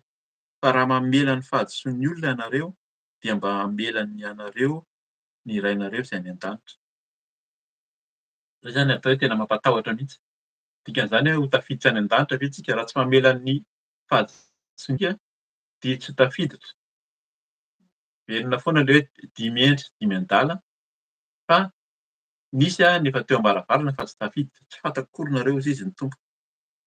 Ka izay zany mila raha misy olona manana heloka amintsika, endrika heloka izany mety hoe nahatezitra anao, nitrosa taminao na hoe tena hoe nitondra alahelo. Betsaka ny tena misy manopa, misy manao tsinontsinoina araka ny devolon'ny roahana teo, devolon'ny fanenjehana. Misy manendrika masomaso, manaratsy, manao tsinontsinoina. Anao izany manao tsinontsinoina manitra indrindra indrindra. Fa ny tenin'ny tompo ary hoe raha misy manoto aminao izy ka mangataka famindram-po aminao dia mila mamindra fo aminy ianao impito. fito amby fitopolo impito. Zany a dia atao madio ato ihany koa ny tenenan Jesosy amin'izany. Hoe mila mamela heloka foana. Toy izy hoe andiny fahadimy amby folo. Fa raha tsy mamela ny fahadisoan'ny olona kosa ianareo, dia tsy hamela ny fahadisoanareo ny rainareo. Tena mazava mihitsy izany. Tsy hamela ny fahadisoanao ny rainao a, raintsika moa izany any an-danitra, raha tsy mamela ny fahadisoan'ny olona isika. Raha misy olona izany izay heverintsika fa diso, na dia tena hoe mieritreritra antsika tena diso, tena ratsy, miendrika hoe tena faizina, amintsika samy olombelona moa izany a dia ny fitsarana, raha olona mamono olona izy, raha nangalatra izy a, dia hazakazaka isika raha ny fitsaran'ny olombelona mitsara an'izany satria misy fitsarana koa ety an-tany ety izay mitsara ny mpangalatra, ny mpamono olona. Ka hoe gadraina sy hoe lasa any am-pigadrana hoe fa maninona ary aho niaraka tamin'i Jesosy efa nifona dia efa voavela ny heloka ve? Fa maninona mbola nigadraina ihany? Fa raha nigadraina, raha nangalatra isika dia hazakazaka fa ny fitsarana dia mitondra antsika any amin'ny figadrana. Fa ny Tompo hamela ny heloka ao. Mety hanafaka anao izy amin'ny fomba tsy takatry ny saina, fa izay izany a dia ny Tompo manana ny fombany. Fa isika kosa tsirairay avy a, raha nisy olona diso tamintsika, raha ohatra hoe nisy nangalatra izany a, nisy olona namono, dia mamela ny helony hozy izy. Dia arak'izay teny izay hoe mamela ny heloka ny olona tsika, miala, ny fontsika madio a, fa ny fitsaran'ny olombelona dia raha olona mahita anazy hoe tena namono sy nangalatra, dia ho tsarain'ny olona ihany ary izany zavatra izany rehetra koa ary a dia efa teny, efa notenenin'ny mpanompony teo, fa ho tsaraina araka ny asany avy ny olona. Raha nangalatra isika, raha namono olona, raha tsy namela heloka, raha nanao tsinotsinona, nijangadanga, nanompo sampy, dia ho tsaraina araka antsika. Ka izay a no tian'ny Tompo izany a, hamafisina alohan'ny handraisantsika ny fanasan'ny Tompo. Hoe mila mahay mamela heloka isika n'iza n'iza nanao ratsy tamintsika izany a, diso teo anatrehany tamintsika, mba avelan'ny Tompo, avelan'ny Ray koa ny fahadisoantsika izay ilay raintsika izay any an-danitra. Dia vakiako a ny teny a alohan'ny handraisantsika ny fanasan'ny Tompo izany mitovy amin'izay ihany a, fa manamafy a izay teny efa nambara tamin'ny tenin'ny mpanompony teo a ny amin'ny fampibebahana sy ny amin'izao teny a izay alohan'ny handraisantsika ny fanasan'ny Tompo izao. Dia ny Efesianina toko faha-efatra manomboka amin'ny andininy fahadimy amby roapolo. Ny andininy faharoa amby telopolo ihany moa izany no tokony vakiantsika fa ho vakiako hatramin'ny fahadimy amby roapolo a, amin'izay a mazava amintsika tsara satria manamafy izany a ny amin'ny teny a izay efa nambaran'ny mpanompony teo ny amin'ny fibebahana izany a sy ny amin'ny hoe fandroàna devoly. Vakiana amin'ny anaran'i Jesosy a. Efesianina toko faha-efatra andininy fahadimy amby roapolo amin'ny anaran'i Jesosy manao hoe: noho izany dia esory ny lainga ka samy milaza ny marina amin'ny namany avy ianareo rehetra, satria samy momba ny tenan'ny namantsika avokoa isika. Izay ilay hoe tiava ny namanao tahaka ny tenanao, fa voateny teo izay a fa tsy hiverenantsika intsony. Andininy faha-enina amby roapolo amin'ny anaran'i Jesosy. Tezera fa aza manota ary aoka tsy ho tratry ny masoandro milentika ny fahatezeranareo. Izay izany a, tsy ho hiditra lalina foana isika fa raha misy fahatezerana dia ezao. Izay no tena izy tena tsara izany a dia alohan'ny hatory ianao a dia mila miala ny fahatezerana raha azo atao a dia mifampibebaka izany a, mifamela heloka amin'ilay olona izay niady taminao ohatra, indrindra izany hoe matetika ohatra izany hoe ato an-trano moa izany fa ny any ivelany a raha azo atao araka ny teneniko teo a dia azo atao mihoatra ny masoandro milentika. Raha tsy azo atao moa izany a dia ny Tompo mahafantatra azy fa ianao mahafantatra tsara hoe esory a ny fahatezeranao izany a alohan'ny masoandro milentika. Andininy fahafito amby roapolo. Aza manome toerana ho an'ny devoly. Izay ilay niresahana teo. Tsy omena toerana ny devoly a, ny amin'ny fahatezerana, ny amin'ny alahelo, ny amin'ny tsy famelan-keloka, fa arak'ilay teny teo roahana izy. Roahana izy, roaiozy izy a, aoka izy tsy hipetraka ao aminareo. Andininy faha valo amby roapolo amin'ny anaran'i Jesosy. Aoka izay nangalatra, tsy hangalatra intsony, fa aleo kely aina ka hiasa izay tsara amin'ny tanany mba hisy omeny izay tsy manana. Eto izany betsaka ny endrika fangalarana eto fa betsaka ny fampianarana ihany koa indrindra ny amin'ny mpanompon'Andriamanitra izay manararaotra ny amin'ny ondry. Ny ondry mpanompon'Andriamanitra izany ny atao hoe mpitandrina, ny ondry dia manome sakafo ny ondry, miandry ny ondry. Fa betsaka ny mpanompon'Andriamanitra izy indray no mitango, maka ny ondry arotsahiny fafolon-karena, omeo ny rakitra, omeo ny adidy. Fa ny olona na dia efa ao anatin'ny fahantrana sy ny tsy fananana ary dia mbola terena, atao terena mihitsy izany. Tsy maninona mihitsy izany ny fafolon-karena takian'ny Tompo izany ao anatin'ny lalàna arak'ilay teny teo aloha teo izany. Misy lalàna, misy fianarana amin'ny hoe aloha avy ny fafolon-karena, fa tsy atao terena hoe aloha avy aty amiko, aloha avy amin'ny fiaraha-mivavaka eto dia mila fantarina mihitsy hoe ohatrinona ny vola miditra any aminao dia ohatrinona ary tsy nandoa ianao tamin'ity volana ity fa nahoana. Izay izany mila mitandrina.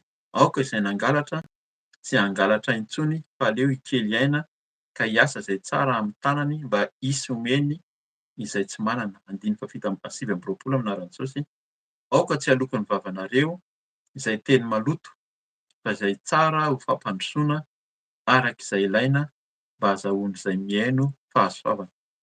Izay rehefa ao anatin'ny fampianarana sy nitondrana tamin'ny fivavahana teo hoe mibebaka isika raha nisy teny voateny tsy araka ny sitrapon'Andriamanitra, diovin'ny Tompo ny molotra antsika, ny vavantsika, ny lela raha ny teny amin'ny tsy fampandrosoana hozy izy. 5:8 aminaran'i Jesosy. Ary aza mampalahelo ny fanahy masin'Andriamanitra izay nanasiana tombo-kase anareo ho amin'ny andro fanavotana. Izany rehetra rehetra izany efa nitenena tamin'ilay Galatiana teo ireny zavatra voavaky teo ireny mitondra alahelo ny fanahy masin'Andriamanitra. Izay mahatonga an'ilay miteny, mba inona no miteny foana tenenina mba tsy hitondra alahelo ny fanahy masin'Andriamanitra isika. Aleo tenenina foana ireny indraindray mety hoe averina foana. Izay ihany ny endry-zareo no averina eo fa izany anie mitondra alahelo ny fanahy masin'Andriamanitra hozy izy nanasiana tombo-kase ho anareo amin'ny andro fanavotana. Ho lava ny fampianarana raha hiteny hoe misy marika izay napetraky ny Tompo amintsika dia ny tombo-kase izany ny batisa, ny fibebahana. Izany ny batisa nomen'ny Tompo, anisan'ny tombo-kase izany izay nameny antsika, nanasiana antsika hozy izy ho amin'ny andro fanavotana. Dia ny fahamasinana ihany koa, ny fahamarinana, ny fibebahana, izany rehetra rehetra izany hitondra antsika amin'ny fanavotana. Amin'ny fanavotana izany no ho avy Jesosy. Raha ho avy tampoka izy raha amin'izao izy no tonga, anisan'ny voavitra vitsy ka anisan'ny tafakatra. Ka izay no tenenitsika foana hoe aza manao izay mampalahelo ny fanahy masina. Fa rehefa malahelo ny fanahy masina io dia araky ny tenin'ilay mpanompon'Andriamanitra izay hoe io fanahy masina io rehefa tonga aminao izany mety tonga amin'ny fifaliana, amin'ny tena hoe tapanao mihitsy hoe tonga ny fanahy masina mafana, miasa, mampiteny anao fa rehefa miala teo izy tsy miteny izy fa miala moramora. Tsy fantatrao misy izany indray mahatonga an'ilay hoe indraindray ianao izany mety efa tapany ao, efa tsy feno izay mahatonga an'ilay angatao ny fanahy masina feno io mba omena antsika foana. Fa rehefa tsy feno mety efa tapany sisany ao, mety efa tsisy intsony ao. Izay indraindray hoe amin'ny fiaraha-mivavaka, amin'ny toeran'ny ivavahanao mety efa tsisy fanahy masina intsony satria efa fombafomba, fahazarana, ady tsy araka ny sitrapon'Andriamanitra izany amin'ilay toerana dia ianao mieritreritra hoe mbola misy fanahy masina ao fa tsy ao intsony izy fa efa niala moramora tao izy. Ka izay mila ho tandremantsika koa izany. 1:8 esory aminareo ny lolo rehetra, ny fahavinirana, ny fahatezerana, ny fitabatabana, ny fitenenan-dratsy ary ny faharatsiana rehetra. Dia miverina mihitsy. Arak'ilay teny teo tsy hamerina intsony fa ireo ihany ilay nambara tao amin'ny Galatiana teo. Efa nazavain'ny mpanompony teo izany lava ilay fanazavana fa eto dia ohatran'ny hoe fehezin'ny tenin'Andriamanitra mihitsy hoe esory ary ny lolo-po. Izay izany ilay hoe mamela ny heloky ny namana, mamela ny heloka izay nanao fahadisoana. Satria raha mbola misy lolo-po ianao tsy hamela heloka mihitsy. Ny lolo-po ny fo maloto izany ny fo feno hatezerana izany aloha no esorina voalohany. Ny fahavinirana dia lasa vinitra zay le endriky ny lolo-po zay. Manomboka an'ilay am-po zany tezitra malahelo dia lasa vinitra, hitan'ny olona eny toa ohatran'ny hafahafa mihitsy ny endrik'ilay olona, dia lasa tezitra. Io fahatezerana io mahatonga an'ilay hoe mamono olona fahatezerana, lasa mihatezitra dia avy eo indray lasa inona indray no ataony avy eo? Lasa mitabataba, tsy voatana intsony. Io zany aloha mbola mipetrapetraka ihany ny fo fa rehefa tsy voavela heloka tary ambony tary io zany tsy noesorina an'ilay lolo-po dia niafara tamin'ny fitabatabana hitan'ny olona rehetra hoe tena tezitra izy vinitra izy le endrika fahavinirana teo nivoaka ny fitabatabana mihitsy ary dia lasa rehefa nitabataba dia niteny ratsy. Nitabataba teo zany tsy voafehy intsony na ny teny avoaka fa lasa fitenenan-dratsy mihitsy. Zany zany mila tandremantsika ary ny faharatsiana rehetra. Arak'ilay teny teo manjary ny faharatsiana lasa mamono olona mihitsy. Dia mamono olona hoe tena hitantsika mihitsy fa raha tsy voavela zany, raha tsy miala ilay lolo-po dia miafara ny famonoana mihitsy. Zay mahatonga ny hoe ady mamono olona, mahatonga ny ady satria misy lolo-po ao zany. Dia eto arak'ilay teny teo ny andininy faharoa amby telopolo no tena tokony vakiantsika fa eto zany no tenin'ny Tompo hamarana antsika alohan'ny handraisantsika ny fanatsan'ny Tompo andininy faharoa amby telopolo amin'ny anaran'i Jesosy hoe ary aoka samy alemy fanahy amin'ny namany avy ianareo ka hifampianatra sy hifamela heloka. Zay ilay hoe mila mamela heloka ny olona izay diso tamintsika. Dikan'ilay famelana heloka zany inona ny dikany? Malemy fanahy. Dia hoe itiava ny namanao tahaka ny tenanao. Araka ny teny teo dia tena niteny mihitsy ny Tompo zavatra iray ihany no namen'ny Tompo fanahy masina ho anay mianadahy zany dia mila manana fahalemem-panahy, mila tia ny namany. Amin'ny namany avy hozy izy, dikan'izany tia ny namany tahaka ny tenantsika ka hifampianatra sy hifamela heloka. Dia tahaka ny namelan'Andriamanitra hozy izy ny helokareo ao amin'ny Kristy. Eto i Paoly no miteny fa tary aloha tary Jesosy no miteny. Zay mahatonga an'i Paoly miteny hoe mamela ny helokantsika ny Tompo Andriamanitra ao amin'ny Kristy. Jesosy tsy niteny hoe atampoka izy miteny izany lalana sy fahamarinana ary fiainana, tsy niteny intsony izy. Fa Jesosy no nisolo vonantsika zany teo amin'ny hazofijaliana izay natao hoe tsy diso nefa nanolotra ny tenany, ny rahany, ho fanadiovana, fanavaozana antsika. Ka antsika koa zany tokony hamela ny heloky ny olona rehetra na dia diso teo amintsika ary izy. Ary raha tsy mamela ny heloka ireny tsika hozy izy dia ny Tompo Andriamanitra tsy hamela ny helokantsika koa ka dia aoka isika samy handeha amin'izany sitrapon'ny Tompo. Fampianarana sy azo heverina mihitsy ary hoe didy izay nomen'ny Tompo antsika androany dia hamela heloka n'iza n'iza. Ka dia ny Tompo nisoratsika voninahitra ho an'Andriamanitra irery ihany hanomboka hanomana ny fahafanahintsika isika amin'ny fandraisana ny fanasan'ny Tompo. Ataoko fa efa nanomana izany zany ianao raha ny voaloboka sy ny mofo zay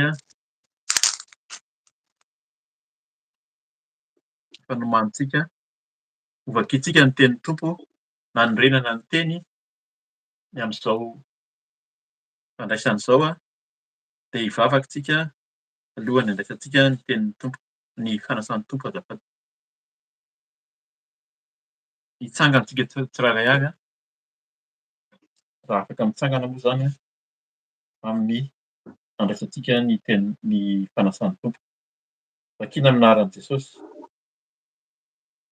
Fa Jesosy Tompo tamin'iny alina izay namadihana azy iny dia nandray mofo ary rehefa nisaotra izy dia novakiany ilay mofo ka hoy izy, ity ny tenako izay vakiana ho anareo, izao no ataovy ho fahatsiarovana ahy.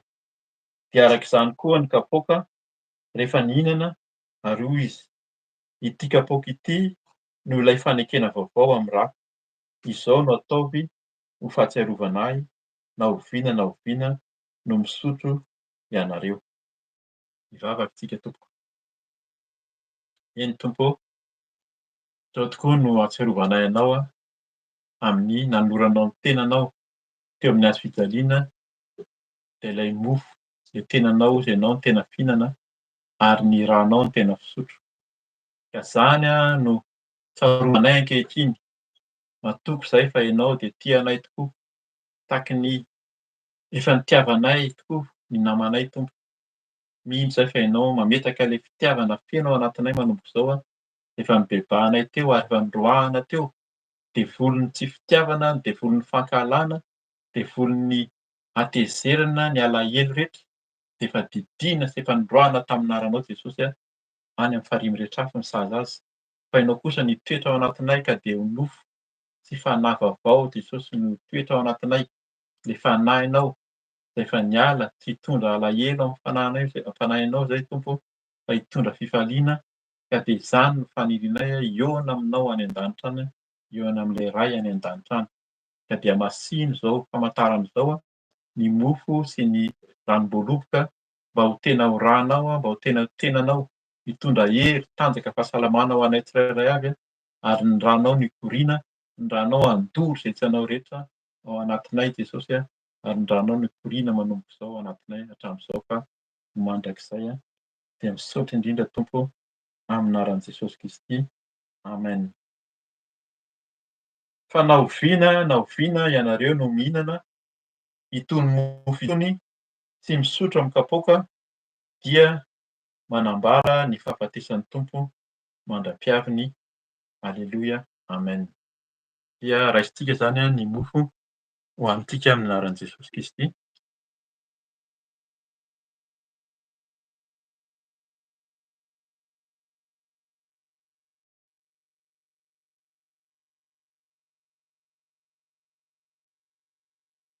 Toy izany koa ny ranom-boaloboka sotroina amin'ny anaran'i Jesosy.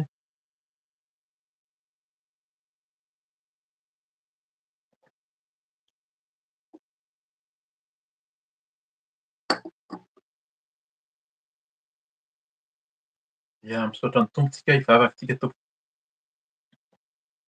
Eny Ray eo, ianao tokoa no nanome ny zanakao lahy tokana ho tonga tetỳ amin'izao tontolo izao famonjena, fanavotana. Zay izao dia natsoinao manokana koa ahafantatra fa ianao Jesosy ilay zanak'Andriamanitra velona, ianao ilay zanak'Andriamanitra mitondra ny fahotan'izao rehetra izao, izao tontolo izao ho famonjena sy fanavotana. Ka dia izay dia navotanao manokana araka ny teninao fa raha ny zanaka no afaka anareo dia ho afaka tokoa nareo. Ka dia afaka izay Tompo, afaka izay ankehitriny mandroso amin'ny fitadiavana anao, hitady anao amin'ny fonay rehetra, amin'ny fanahinay rehetra, hazoto amin'ny famakiana ny teninao, hahalala ny sitraponao ka aoka ianao ny asa aminay tsirairay avy, hanjaka amin'ny tenanay, hanjaka amin'ny ankohonanay koa, amin'ny asa aman-draharaha, amin'ny fitadiavana, aoka ny voninahitra ao no hiseho. Ka dia rakofon-dranao izay Jesosy, ny rakofon-dranao soa izay efa nosotroinay teo ary ny tenanao, ny anjelinao, ny miaramilanao tokoa irahanao hiambina amin'ny fiainanay, amin'ny tenanay tsirairay avy ary ilay fanahiniao masina rehefa ao anatinay hozy ianao, ao aminareo sy eo aminareo mandrakariva, hitombo sy hitoetra aminay mandrakariva hatramin'izao koa mandrakizay. Ka dia voninahitra ho anao kosa ry Andriamanitra, tompon'ny zavatra rehetra, ilay tompon'ny tompo sy mpanjakan'ny mpanjaka ary fasy omega, ianao ilay masina, masina, masina endriky ny voninahitra ny tany rehetra, ianao dia hatramin'ny taloha indrindra ankehitriny ary mandrakizay. Alleloia. Amen. Misaotra ny tompontsika amin'ny fataterahany fotoanan'io ka dia meko an'ny mpanompony Mama Felisia zany ny fotoana amaranantsika ny fotoana. Amen. Amen. Alleloia. Misaotra ny tompo lehibe tsika fa vita ny fotoanan'io dia mametraka veloma aminareo izay menadahy dia amin'ny herin'ny tozondray fotoana raha sitrapon'ny tompo dia samy mahery mandritra ny herinandro ity dia ny voninahitra ny eo an' Jesosy irery ihany. Veloma tompoko. Veloma tompoko. Amen. Amen.